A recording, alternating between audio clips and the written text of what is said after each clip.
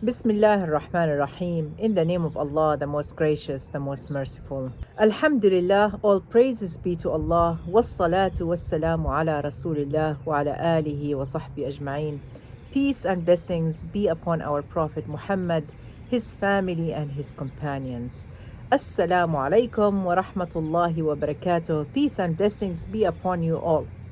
Today we have the second episode today on talking about the problem about why our children leaving Islam. Why is the second generation is so weak in their religion and that they are leaving Islam.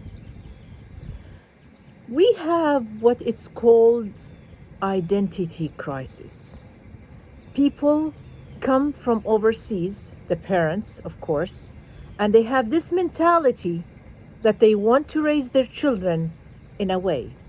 Their children that they are born here, they don't want to be like their parents and they want to go with the flow, or they have some peer pressure to feel accepted in their society or their community. So they start drifting away from what their parents are teaching them. They feel so torn that they can't please their parents enough. But at the same time, they want to live the worldly life because of the media and because of the advertisement that is showing them that to have more money means to be happier.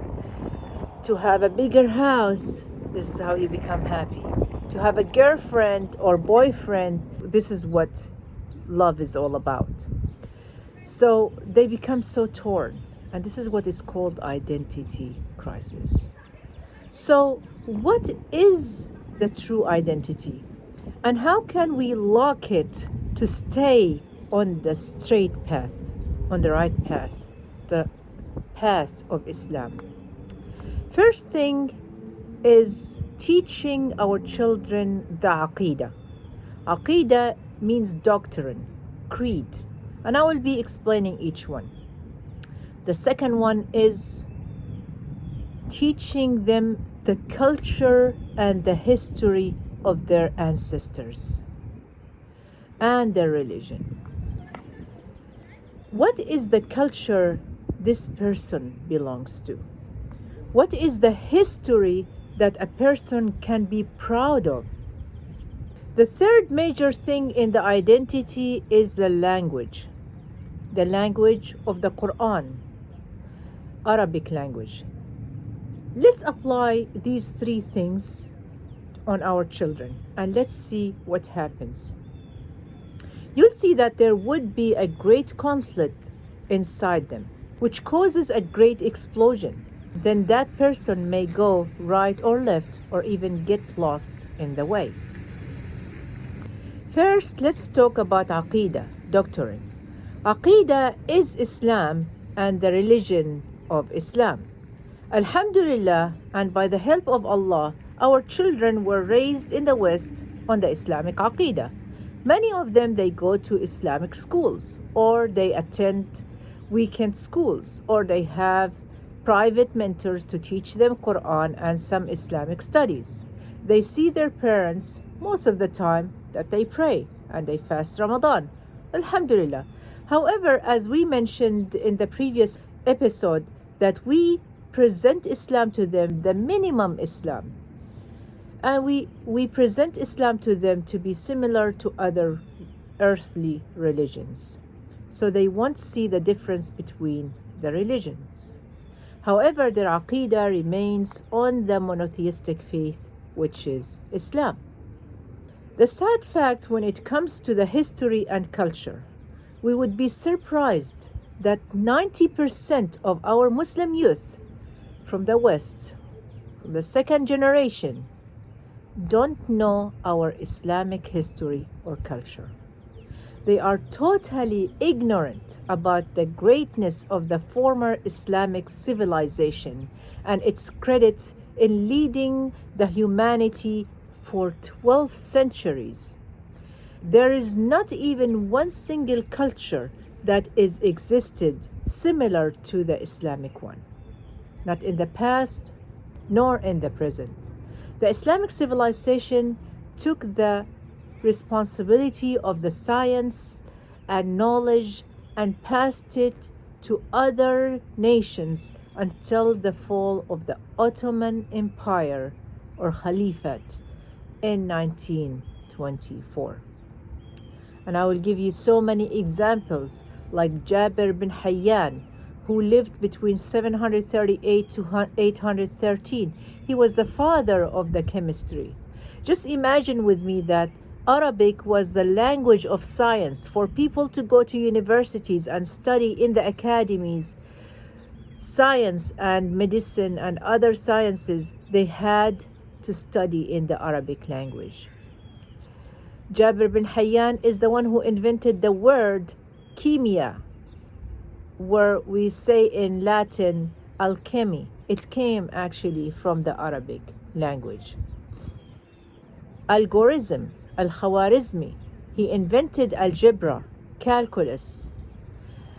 Ibn Sina, who was a practitioner for medicine, he authored the book of medicine that it was taught in the universities for at least 500 years, and the canon law of medicine. Az-Zahrawi, the father of the modern surgery, he invented 200 tools of surgery that many of them are still in use until now.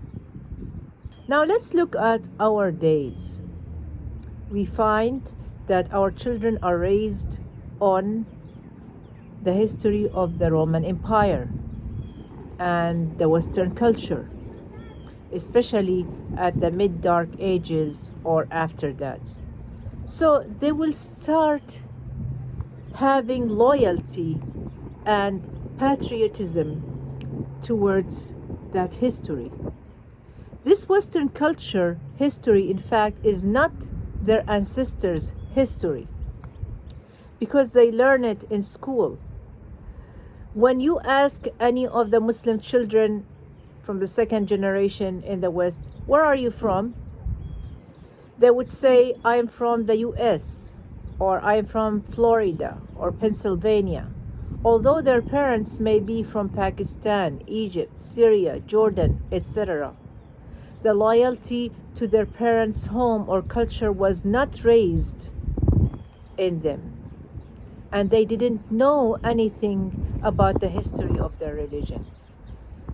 The culture that is rooted in them is the Western culture and history, which is paganism, because as I said before, they learn the Roman and the American history and all other cultures but the Islamic culture.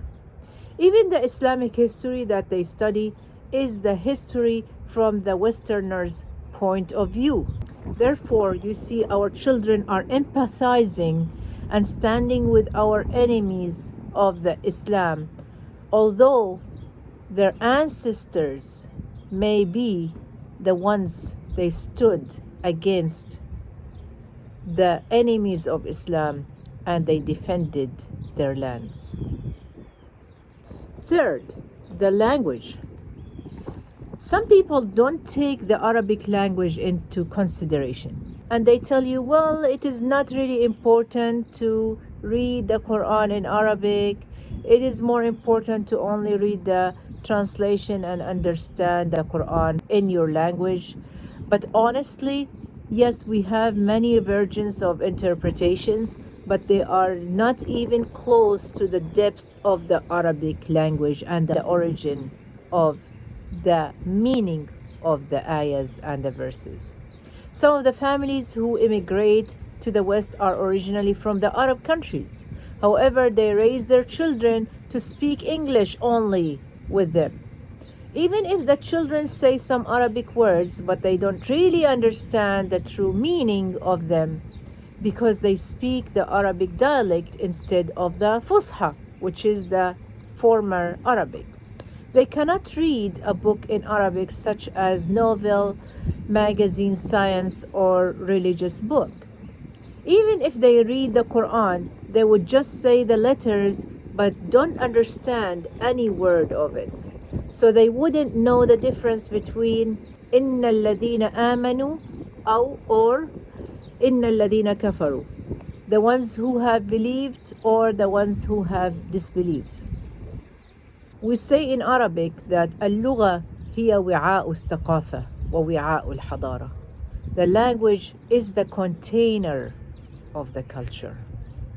And what I mean by that is, if I would read any book in Arabic, I would read some books for Najib Mahfouz, for example, Taha Hussein or Al-Aqad. And if I would read any English book, then they would be for authors such as J.K. Rowling, the author of Harry Potter, or Michael Nagler, or any of them. Most of these authors are atheists and seculars, and they are not religious at all. These novels and books build the identity in the heart of our children, therefore the culture. Some families think that Islam is not a culture and it's only faith or worship, and a person can hold the Islamic faith accompanied with the Western culture. And that doesn't make any sense. Islam, as we have defined it earlier, is not just a bunch of worships or things to do or rituals, but it is a complete style of life. That means culture is a part of Islam, such as what we eat, how to use the bathroom, who to deal with, and so on. It micro-interferes with every aspect of life around the day and the night. When our children grow on the Islamic faith, despite the fact that it's weak, but the history that they learned and the culture they live in are Westerner, in addition to the foreign language. And so the identity gets torn inside their hearts. A moment will come and that person will explode. Some youth will follow what they see or touch that is stronger.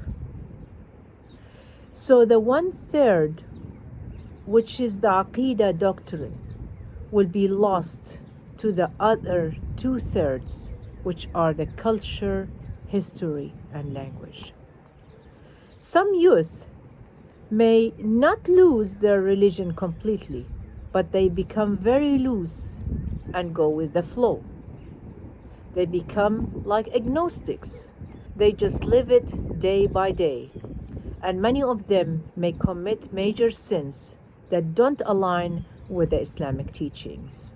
Some others may go to the other extreme as a response to the conflict that they have. So they may join some radical groups. Next time, we'll be talking about the solutions to these problems. Jazakumullah khair. May Allah reward you with goodness. If I say something right, then it is from Allah. And if I say something wrong, then it is from my nafs, from myself, and from shaitan. I ask Allah subhanahu wa ta'ala for forgiveness. Wassalamu alaikum wa rahmatullahi wa barakatuh. Peace and blessings be upon you all.